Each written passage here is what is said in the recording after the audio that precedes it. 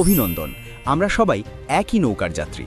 আমাদের সবার স্বপ্ন আকাশ ছোঁয়া, কিন্তু পকেটে হাত দিলে দেখা যায় সেখানে শুধুই সাহারা মরুভূমির হাহাকার।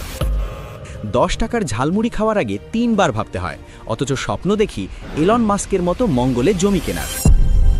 আজকের ভিডিওতে আমি আপনাদের সেই আলাদিনের চেরাগ বা জাদুকরি ফর্মুলা দেব, যেটা ব্যবহার করে আপনি সত্যি সত্যি অল্প বয়সে ধনী হতে পারবেন।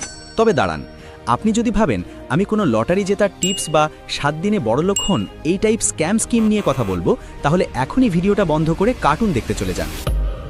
কারণ আজকের ভিডিওটি তাদের জন্য যারা লজিক বোঝে এবং যারা ধনী হওয়ার আসল গেমটা খেলতে প্রস্তুত। ভিডিও শেষে এমন একটি টুইস্ট আছে যা আপনার টাকার প্রতি দৃষ্টিভঙ্গি চিরতরে বদলে দেবে। তাই পপকর্ন হতে নিন, সিট বেল্ট বেঁধে নিন, ধনী হওয়ার রোলার কোস্টার রাইড শুরু হতে যাচ্ছে। আচ্ছা, একটু ফ্ল্যাশব্যাকে যাওয়া যাক। আমাদের ছোটবেলা থেকে কি শেখানো হয়? বাবা, ভালো করে পড়াশোনা করো, গোল্ডেন A+ পাও, তারপর একটা সরকারি চাকরি করো, আর রিটায়ারমেন্টের পর পেনশনের টাকায় জীবন কাটাও।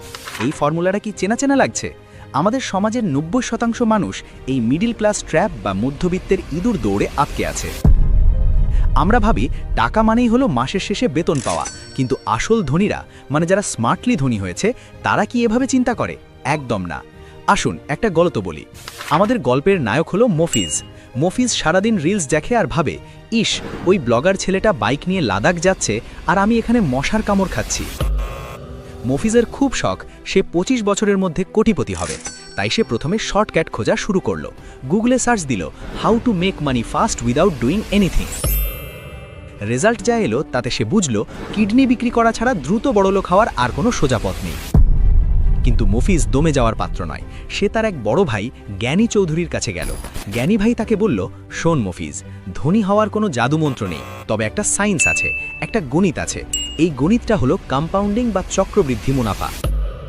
আইনস্টাইন এটাকে বিশ্বের অষ্টম আশ্চর্য বলেছিলেন। আপনি কি জানেন, আপনি যদি প্রতিদিন মাত্র 100 টাকা করে জমিয়ে সেটা সঠিক জায়গায় ইনভেস্ট করেন, তবে 20 বছর পর সেটা কত হতে পারে? উত্তরটা শুনলে আপনার মাথা ঘুরে যাবে। কিন্তু আমরা কি করি? 100 টাকা পকেটে এলেই ভাবি, আরে এটা দিয়ে তো 1 প্যাকেট বিরিয়ানি আর একটা কোল্ড ড্রিঙ্কস হয়ে যাবে, ব্যাস, ভবিষ্যৎ কোটিপতি হওয়ার বীজটা আমরা পেটে চালান করে দিলাম। এখন আপনাদের কাছে আমার একটা প্রশ্ন, আপনি শেষ কবে এমন কিছু কিনেছেন যা আপনার পকেটে টাকা ঢোকায়? নাকি শুধু এমন জিনিসই কেনেন যা পকেট থেকে টাকা বের করে নেয়? আইফোন 15 প্রো ম্যাক্স EMI-তে কেনাটা কি স্মার্টনেস নাকি বোকামি? ধনী হওয়ার প্রথম ধাপ হলো অ্যাসেট বা দায় এবং লায়াবিলিটি বা দায়ের মধ্যে পার্থক্য বোঝা। খুব সহজ ভাষায়, যা আপনার পকেটে টাকা আনে তা হলো অ্যাসেট, আর যা পকেট থেকে টাকা বের করে নেয় তা হলো লায়াবিলিটি। মফিজ তার জমানো টাকা দিয়ে একটা বাইক কিনলো ভাব দেখানোর জন্য। এটা লায়াবিলিটি, কারণ বাইক তেল খায়, মেইনটেনেন্স চায়। কিন্তু মফিজ যদি ওই বাইকটা দিয়ে রাইড শেয়ারিং অ্যাপে ভাড়া খাটাতো, তবে সেটা হতো অ্যাসেট। আমাদের সমস্যা হলো আমরা বড়লোক হওয়ার আগেই বড়লোকই দেখাতে গিয়ে ফকির হয়ে যাই। লোকে কি বলবে এই ভয়ে আমরা ব্র্যান্ডের জামা কিনি, দামি রেস্টুরেন্টে খাই, কিন্তু নিজের স্কিল ডেভেলপমেন্টের জন্য 10 টাকা খরচ করতে গেলে আমাদের গায়ে জ্বর আসে। জাদুকরি formula number 2, high income skill. আচ্ছা ভাই, আপনি কি জানেন বিশ্বে এমন অনেক 22 বছরের ছেলে মেয়ে আছে যারা ঘরে বসে ল্যাপটপে কাজ করে মাসে লাখ লাখ টাকা কামাচ্ছে? তাদের কি শিং আছে? না, তাদের আছে skill. Video editing, coding, digital marketing, graphic design, এগুলো হলো বর্তমান যুগের তেলের খনি। আপনার ডিগ্রির কাগজ দিয়ে আপনি হয়তো ইন্টারভিউ বোর্ডে ঢুকতে পারবেন, কিন্তু কাজটা টিকিয়ে রাখতে এবং বসকে খুশি করতে স্কিল লাগবে। একটা মজার উদাহরণ দিই। ধরুন আপনি একটা সোনার ডিম পাড়া হাঁস পেয়েছেন। এখন আপনি কি করবেন?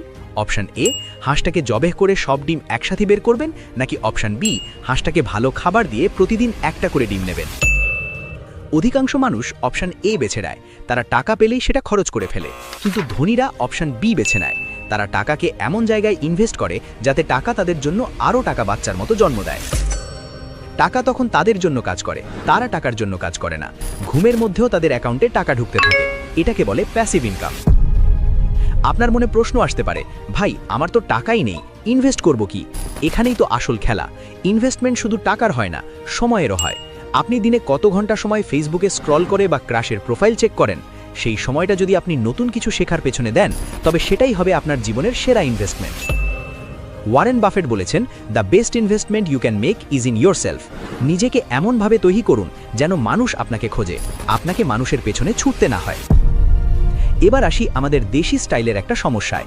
আমাদের আশেপাশে কিছু মানুষ আছে যাদের কাজই হলো আপনাকে ডিমোটিভেট করা। কিরে, সারাদিন কম্পিউটারে কি করিস? সরকারি চাকরির ফর্ম তোল। এই পাশের বাসার আন্টির কথা শুনে যদি আপনি আপনার স্বপ্ন ছেড়ে দেন, তবে ধনী হওয়া তো দূরের কথা, আপনি নিজের কাছেই হেরে গেলেন।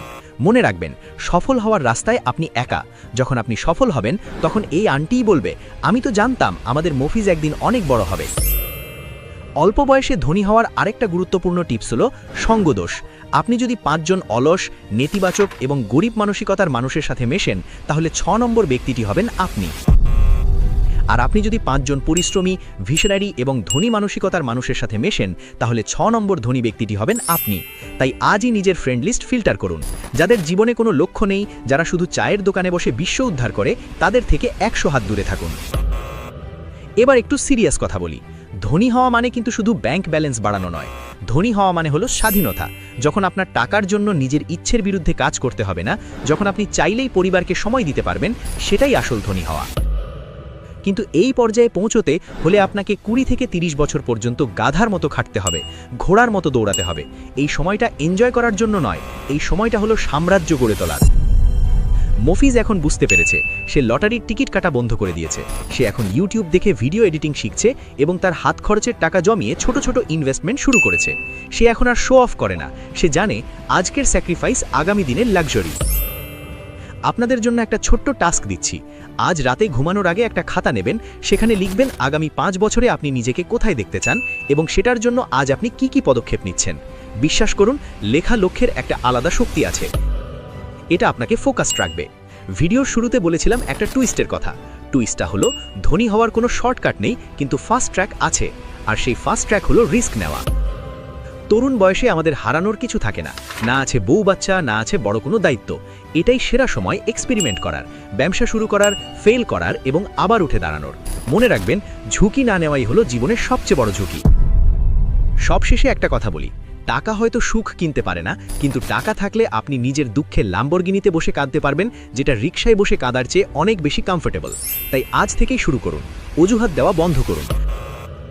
আমার বাবার টাকা নেই, আমার কপাল খারাপ, এই দেশে কিছু হবে না, এসব লুজারের বলি। আপনি যদি জন্মে থাকেন গরিব, সেটা আপনার দোষ নয়, কিন্তু আপনি যদি গরিব হয়েই মারা যান, তবে সেটা 100% আপনার দোষ। আপনার জীবনের স্টিয়ারিং থাকুন আপনার হাতে। আপনি কি সেটা কোনো গর্তে ফেলবেন নাকি হাইওয়েতে ফুল স্পিডে ছোটাবেন, সিদ্ধান্ত আপনার। মফিজ তার সিদ্ধান্ত নিয়েছে, আপনি নিলেন তো? ভিডিওটি যদি আপনাদের ব্রেনের কোনো একটা নিউরনকেও নাড়া দিয়ে থাকে, তাহলে লাইক বাটনে একটা ঘুষি মারুন আর কমেন্টে জানান আপনারা কি নিজের পায়ে দাঁড়াতে চান নাকি বাবার হোটেলে খেতে চান। বন্ধুরা, আজকের মতো এই পর্যন্তই। আশা করি ভিডিওটি দেখে আপনারা শুধু মজাই পাননি, বরং জীবনের জন্য অত্যন্ত গুরুত্বপূর্ণ কিছু লেসনও পেয়েছেন। টাকা জমানো, স্কিল বাড়ানো আর ইনভেস্টমেন্ট, এই 3টে মন্ত্র জপতে থাকুন। দেখা হবে পরের ভিডিওতে আরও জবরদস্ত কোনো টপিক নিয়ে। ও ভালো কথা, আপনারা এরপর কোন টপিকের উপর ভিডিও দেখতে চান? 1. শেয়ার বাজার বা ইনভেস্টমেন্টের খুঁটিনাটি।